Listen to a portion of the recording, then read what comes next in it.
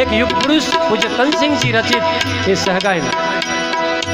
राजी गयो थारो धर्म गयो थारो लोग थारी लिच्छमी ले भाग्या।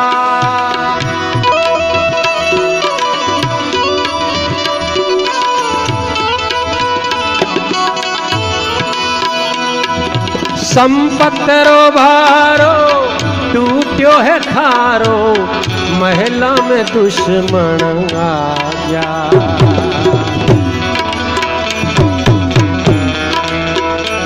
देखावे था पर खार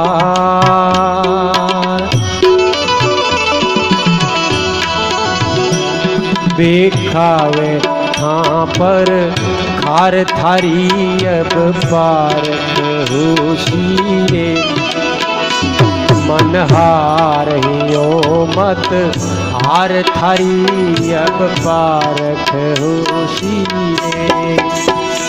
रख आख्या में थोड़ो खार ओ रख आख्या में थोड़ो खार थारी अब पारख होशिए मन हार यो मत